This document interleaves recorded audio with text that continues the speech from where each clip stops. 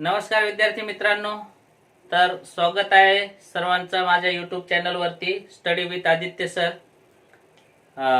बऱ्याच दिवसानंतर आज आपण इयत्ता 10वीचे इंग्लिश वर्कबुकचं सोल्युशन करणार आहोत। तर त्याच्यामध्ये आज आपण युनिट 4 याच्या अगोदरच्या व्हिडिओमध्ये युनिट 3 पर्यंतचे सर्व प्रश्नांचं आपण वर्कबुक सोल्युशन केलेलं होतं आणि आज आपण युनिट 4 चा अभ्यास करणार आहोत आणि त्याच्यामध्ये जे वर्कबुक मध्ये दिलेले जे प्रश्न आहेत त्या प्रश्नांचा अभ्यास आणि उत्तर आज आपण करणार। ठीक आहे, तर सांगितल्याप्रमाणे की जे पहिले प्रश्न असतात पॅसेजचे उत्तर शोधून लिहायचे, ते पॅसेजचे उत्तर शोधून तुम्ही इझिली लिहू शकतात, म्हणून ते प्रश्न मी घेत नाही। तर सेकंड क्वेश्चन जो स्टार्ट होतो आपला, सेकंड क्वेश्चन ट्रू और फॉल्स, या ठिकाणाहून आपण पुढची वर्कबुकचं सोल्युशन करणार आहोत। तर बघूया पहिला प्रश्न काय आहे। पहिला प्रश्न विचारलेला आहे, the Lord was into his 6th day of over time, म्हणजे जे देव होते हे देव 6वा दिवस या देवांचा चालू होता कशामध्ये, ओव्हर टाइम, एक्स्ट्रा काम करण्यासाठी कितवा दिवस, 6वा दिवस चालू होता। तर हे ट्रू आहे। वंडरफुल क्रिएशनचं ज्यावेळेस आपण अभ्यास करतो तर त्याच्यात आपण बघितलं की देव जे आहे आईची प्रतिकृती बनवत होते आणि त्या प्रतिकृती बनवण्यासाठी त्यांचा ओव्हर टाइम 6वा दिवस चालू होता। Next second question is, the angel did not want to know the details of the creation. आता मला सांगा, ज्यावेळेस एंजल म्हणजे देवदूत देवांसमोर उपस्थित होतो आणि ते देवांचं ओव्हरटाइम करताना बघतात, तर त्यावेळेस एंजल बरं ते जाणून घेण्यासाठी उत्सुक नसतो का, तर तो उत्सुक असतो। म्हणून हे जे सेंटेन्स दिलेले आहे सेकंड सेंटेन्स हे फॉल्स आहे, म्हणून त्या ठिकाणी आपण फॉल्स उत्तर लिहिणार। Okay, third question is, the mother's parts should be movable and replaceable. आता जे देव मॉडेल तयार करत होते, आईची प्रतिकृती जी तयार करत होते, त्या प्रतिकृतीमध्ये आईचे जे काही पार्ट्स बनवणार आहेत, काय पार्ट्स, हे सर्व काय राहतील, मूवेबल म्हणजे हालचाल करणारे आणि रिप्लेसेबल, खराब झाल्यानंतर ते पुन्हा दुसरे लावले जातील, अशा पद्धतीचे आईचं मॉडेल देव बनवत होते। ठीक आहे, म्हणून हे आन्सर काय आहे, ट्रू आहे।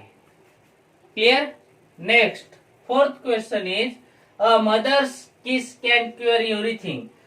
जेव्हा आई आपल्या बाळाला, आपल्या पाल्लेला किस घेणार, प्रेमाने जवळ घेणार, तर त्या मुलाची जी काही समस्या असेल, ज्या काही अडचणी असेल, त्या सर्व अडचणी काय होतील, दूर होतील। तर म्हणून हे उत्तर सुद्धा काय आहे, ट्रू आहे। Okay, next, the hands of the mother were a problem for a Lord.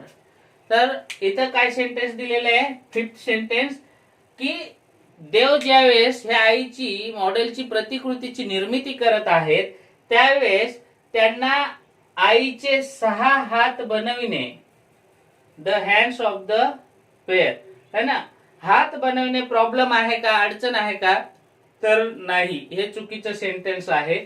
म्हणून या ठिकाणी आपण काय लिहिणार, फॉल्स आन्सर लिहिणार, कारण त्यांना काय कुठे प्रॉब्लेम होती, त्यांना आईज 3 पेअर्स ऑफ आईज टाकण्यासाठी त्यांना प्रॉब्लेम होत होती। Okay, next sixth question, the lord wanted to give 3 pairs of eyes of the mother.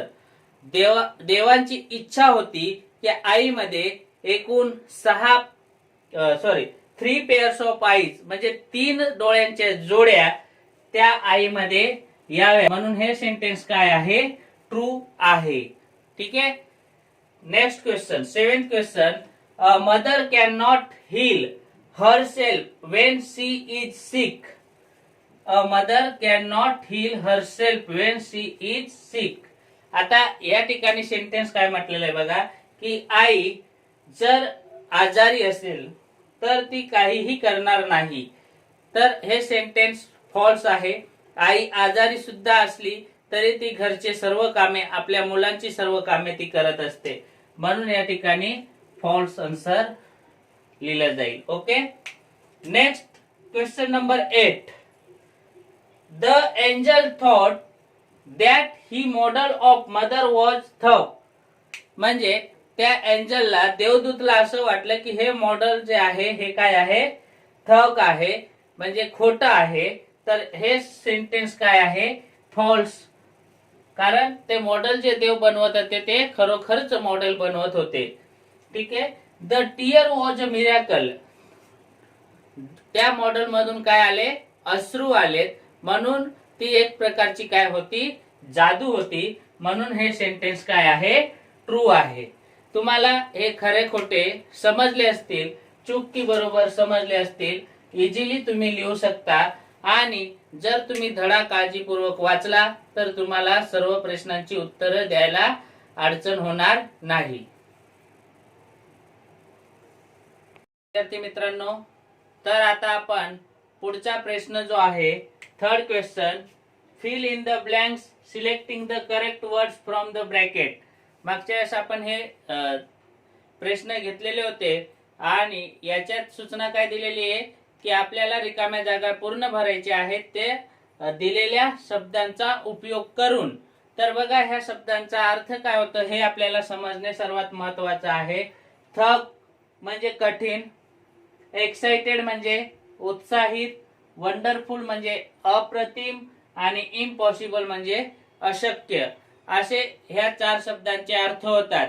तर बघूया हे शब्द कुठे फिट बसतात. All the players were excited. सर्व खिलाडू जे होते ते काय होते, एक्साइटेड होते. They had got a wonderful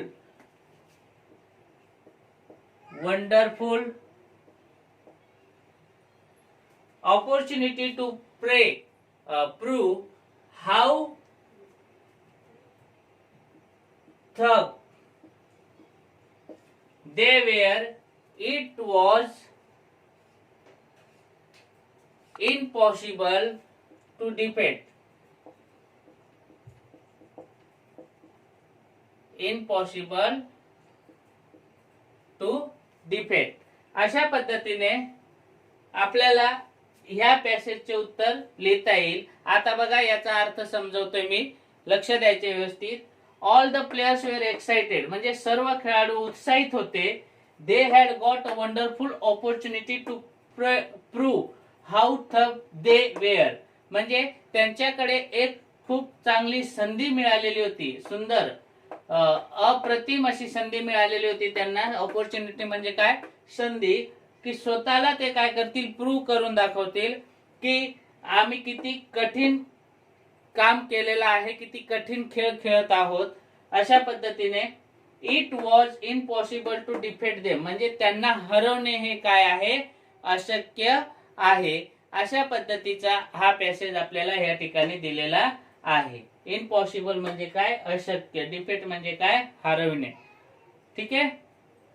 next passage कडे बघूया. नेक्स्ट पॅसेज मध्ये कोणते शब्द दिलेले आहेत, impressed, concentration, looked at, problems. इम्प्रेसचा अर्थ होतो प्रभावित, कॉन्सन्ट्रेशनचा अर्थ होतो एकाग्रता, लुक्ड ऍटचा अर्थ होते बघणे. ठीक आहे. प्रॉब्लेम्स म्हणजे समस्या. हे 4 शब्द दिलेले आहेत. आता यांचा उपयोग आपण कसं करणार ते बघा. The teacher asked the student to study with concentration.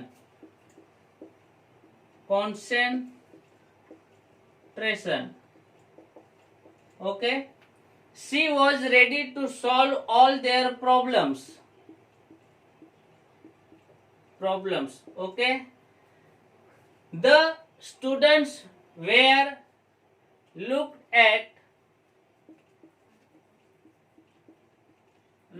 at with the teacher. They impressed her admiration.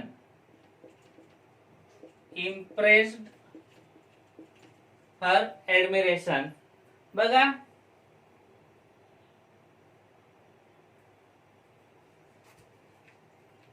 बघा इथं काय होणार, इथं इम्प्रेस्ड आणि इथं ऍडमिरेशन लुक ऍट येणार। या ठिकाणी इम्प्रेस्ड अँड इथं लुक ऍट हर ऍडमिरेशन। म्हणजे बघा ह्या पॅसेजचा अर्थ काय होतो ते आपण जाणून घेऊया।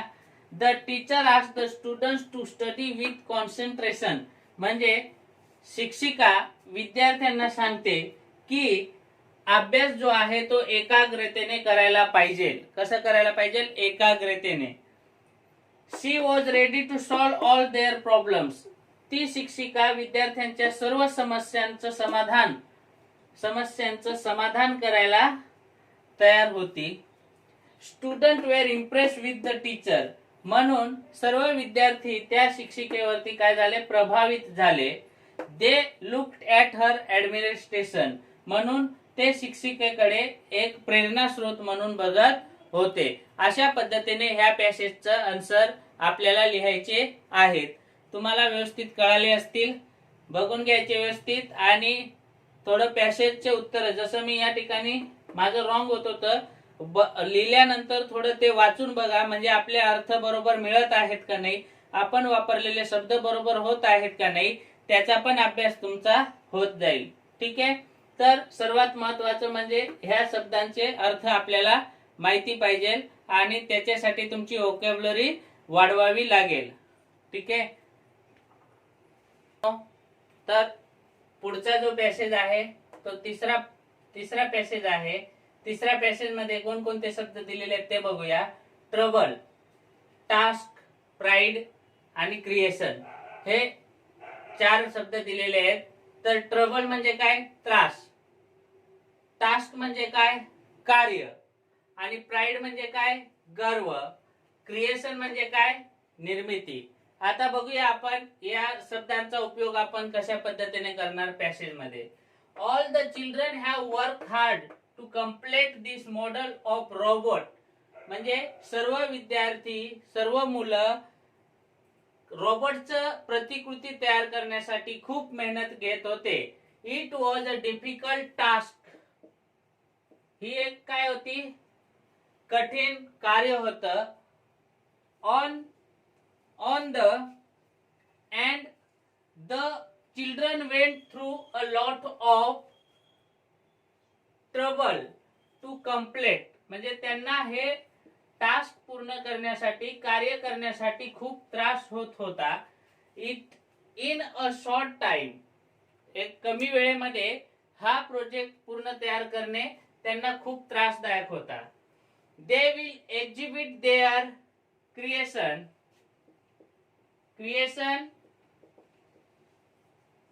with a lot of pride, आणि त्यांनी हे जे एक्झिबिशन होतं, त्यांनी बनवलेलं रॉबोट जे होते ते योग्य वेळेवर निर्माण करून गर्वाने त्या ठिकाणी प्रस्तुत केला। अशा पद्धतीने ह्या पॅसेजचा अर्थ होतो। पुन्हा एकदा सांगतो, all the children have work hard to complete this model of robot, सर्व मुलं रोबोटचं मॉडेल बनवण्यासाठी खूप मेहनत घेत होते।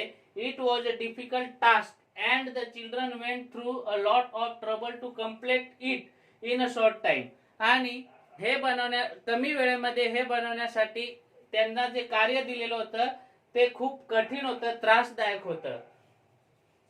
दे will exhibit their creation with a lot of pride, परंतु त्यांनी ते कार्य पूर्ण करून गर्वाने पुढे लोकांसमोर त्याची निर्मिती दाखवली। अशा पद्धतीने या पॅसेजचं उत्तर होतं। पुढे बघा, चौथा पॅसेज बघा। चौथ्या पॅसेजचे 4 शब्द दिलेले आहेत। रिक्वेस्टेड म्हणजे विनंती केली, मॅनेज म्हणजे व्यवस्थापित करा, डिसअपॉइंटमेंट म्हणजे निराशा, आणि इरिटेटेड म्हणजे चिडचिड। ठीक आहे, आता बघूया हे पॅसेज मध्ये कुठे आपल्याला योग्य क्रमाने लावता येतात। द टीचर कुड नॉट मॅनेज, म्हणजे शिक्षिका जी होती ती विद्यार्थ्यांना व्यवस्थापित करण्यात असमर्थ होती। शी वॉज इरिटेटेड, म्हणून तिच्यात काय झाली? चिडचिड झाली, irritated, she requested the principal, she requested the principal to help her. म्हणून त्यांनी काय केलं, प्रिन्सिपल कडे जाऊन प्रार्थना केली, विनंती केली की माझी मदत करा. The principal express his disappointment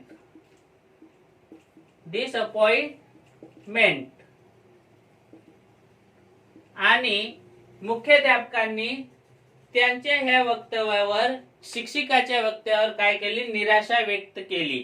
तर अशा पद्धतीने हे पॅसेजचे उत्तर आपण लिहू शकतो. आय होप तुम्हाला व्यवस्थित कळालं असेल. बाकीचा जो पार्ट आहे तो पुढच्या व्हिडिओमध्ये